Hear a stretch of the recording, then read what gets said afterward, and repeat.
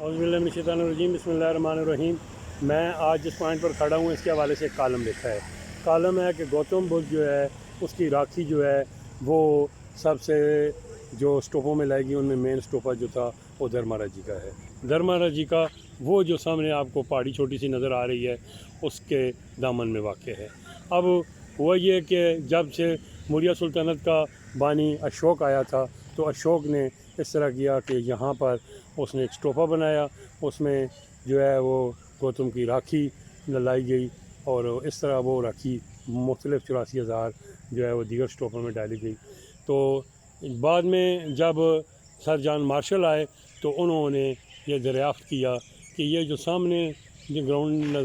نظر آ رہا ہے یہاں سے 20% جو ہے وہ جو ہے ان کی کھدائی ہوئی اور یہاں سے مونامائٹ جو تھی وہ ان کی وہ دریافت ہوئی، اور اس حوالے سے پھر ان کو یہ ادھر وہ سامنے ٹیکسلا میوزیم ہے، میں ادھر آپ کی طرف لے جاؤں گا، اس میں اس کو محفوظ کیا بلڈنگ میں۔ اور سب سے اہم بات جو میں آپ کو بتانے والا ہوں، وہ سامنے جو دور آپ کو پہاڑ نظر آ رہے ہیں اس پہاڑ کے اس طرف جو چشمہ ہے اس کو گڑی کہتے ہیں، خرم پراچا کا ہے۔ اس پہاڑ کی دوسری طرف جو چشمہ ہے اس کو گڑیالہ کہتے ہیں، وہ شارادتا کے ساتھ ہے۔ یہ جو جتنے بھی ان کے بانیان تھے انہوں نے جب اس علاقے کو عبادت گاہ بنایا تو ان کے نروان میں یہ چیز شامل تھی کہ یہ جنگل کا سفر بھی طے کرتے ہیں، تو اس حوالے سے اس طرف انہوں نے عبادت خانہ بنایا تھا، اس طرف بھی بنایا تھا، اور یہ ان کی جو ہے وہ عبادتوں میں یہ چیز شامل تھی کہ یہ جنگل کا سفر بھی کرنا۔ تو سابقہ جو تاریخ دان ہیں انہوں نے یہ بھی بتایا کہ جب الیگزینڈر سکندر اعظم آئے تو وہ بھی اس علاقے میں رہے، اسی جگہ ان کا قیام رہا۔ تو یہ وہ جو ہے آثار قدیمہ کا وہ مین پوائنٹ ہے جس سے زیادہ کھدائی کی گئی۔ آگے میں اسی طرح جا رہا ہوں تاکہ وہ ٹیکسلا میوزیم جو ہے وہ، چونکہ یہ جگہ میرے گھر سے 1-2 فرلانگ کی فاصلے پر ہے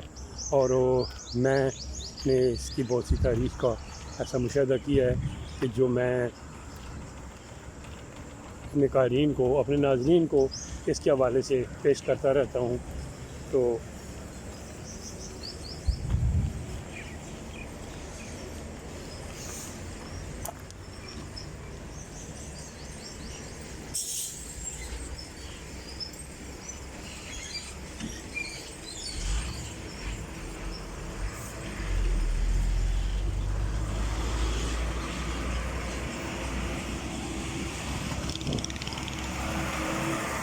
یہ ہے وہ ٹیکسلا جس میں جو ہے یہ تمام نوادرات جو ہیں محفوظ کیے گئے، اور یہ درختوں کے پیچھے اس کی یہ بلڈنگ ہے، اور